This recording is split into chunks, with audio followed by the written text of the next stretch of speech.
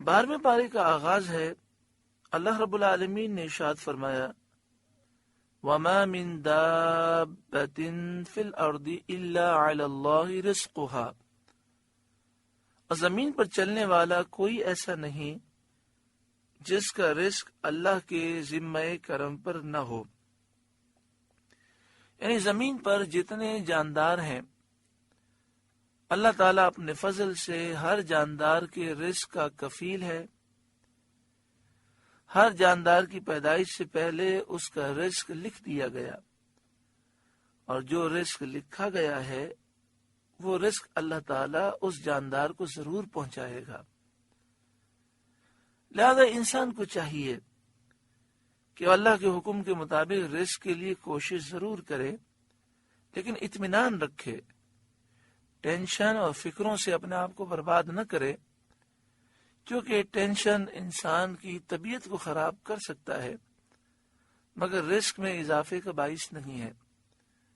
تو انسان کو چاہیے کہ وہ اللہ پر بھروسہ کرے، کوشش اپنی جاری رکھے، اور اس بات پہ یقین رکھے کہ جتنا میرے نصیب میں لکھا ہے وہ ضرور ملے گا۔ اللہ تعالیٰ سے دعا کرے کہ اللہ تعالیٰ اس روزی کو آسانی سے آپ کمانے میں کامیاب ہوں، اللہ آسانی فرمائے اور اس میں برکت عطا فرمائے۔ دوسری بات یہ کہ رزق جتنا مقرر ہے وہ ضرور ملے گا، لیکن جنت اسے ملے گی جس سے اللہ راضی ہوگا۔ تو اصل فکر اس بات کی ہونی چاہیے کہ میں نے اپنے رب کو راضی کیا یا نہیں۔ وَيَعْلَمُ مُسْتَقَرَّهَا وَمُسْتَوْدَعَهَا، اور جانتا ہے کہ کہاں ٹھہرے گا اور کہاں سپرد ہوگا۔ یعنی اللہ تعالیٰ ہر جاندار کی رہنے کی جگہ کو جانتا ہے کہ دنیا میں ہر جاندار کہاں کہاں رہے گا۔ اللہ تعالیٰ یہ بھی جانتا ہے کہ 1 منٹ وہ کہاں قیام کرے گا، 1 سال کہاں قیام کرے گا، ہر بات کو جانتا ہے، اور کہاں سپرد ہوگا۔ اس سے مشہور قول کے مطابق مدفن ہے، یعنی مرنے کے بعد انسان کہاں دفن ہوگا، یا مرنے کے بعد اس کی لاش کہاں ہوگی، پانی میں ہوگی، زمین میں ہوگی، تو کس مقام پر ہوگی، اسے موت کس مقام پر آئے گی۔ کلن فی کتاب مبین، سب کچھ ایک صاف بیان کرنے والی کتاب میں ہے، یعنی لوح محفوظ میں ہے۔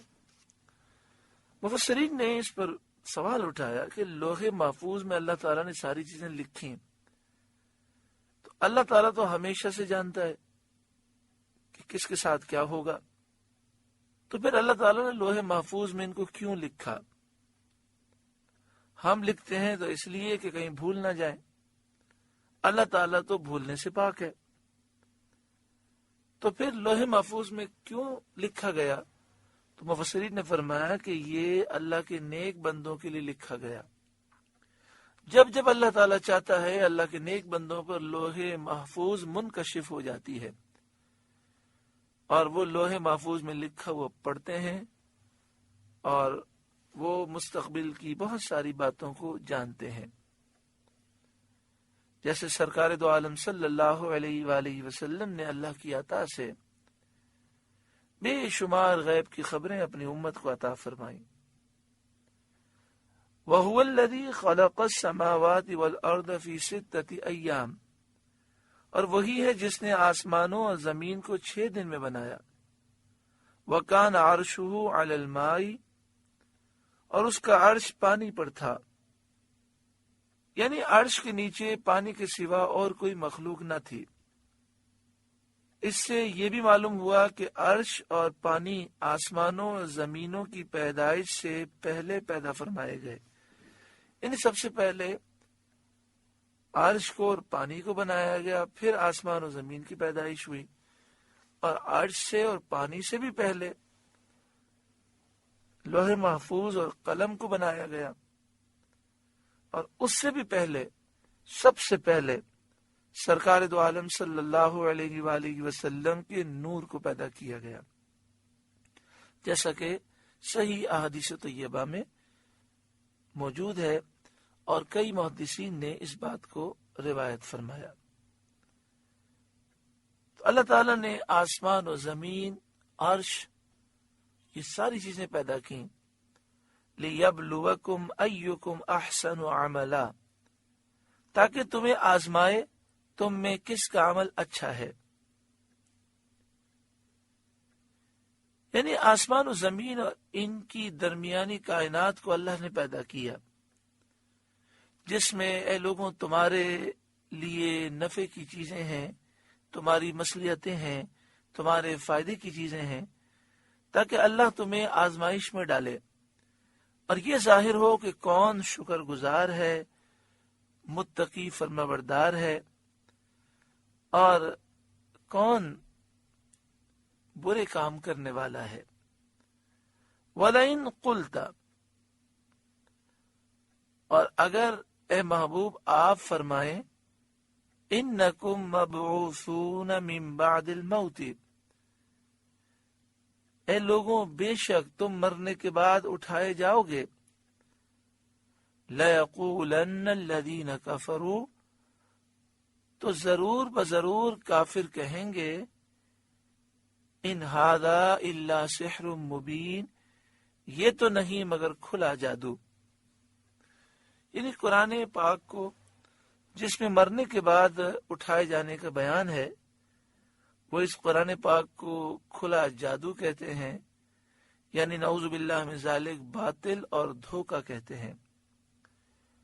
وَلَئِنْ أَخَّرْنَا عَنْهُمُ الْعَذَابَ إِلَىٰ أُمَّةٍ مَّعْدُودَةٍ، اور اگر ہم ان سے عذاب کچھ گنتی کی مدت تک ہٹا دیں، یعنی وہ عذاب جس کا وعدہ کیا گیا ہے وہ کچھ سالوں تک نہ آئے اور انہیں مہلت مل جائے، لَيَقُولُنَّ مَا يَحْبِسُهُ، تو ضرور بضرور کہیں گے کس چیز نے اسے روکا ہے، وہ عذاب کیوں نازل نہیں ہوتا، کیا دیر ہے۔ کفار کا یہ جلدی کرنا جھٹلانے کے لیے اور مذاق اڑانے کے لیے ہے۔ الا سن لو، یوم یأتیہم لیس مصروفا عنہم، جس دن ان پر عذاب آئے گا ان سے پھیرا نہ جائے گا، عذاب کوئی ٹال نہیں سکے گا۔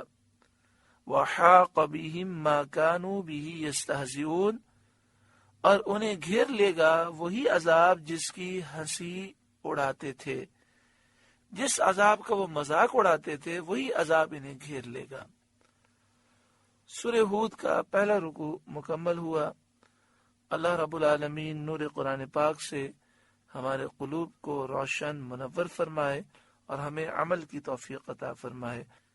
آپ سے گزارش ہے کہ قرآن کے اس پیغام کو آگے پہنچا کر ثواب جاریہ حاصل کریں۔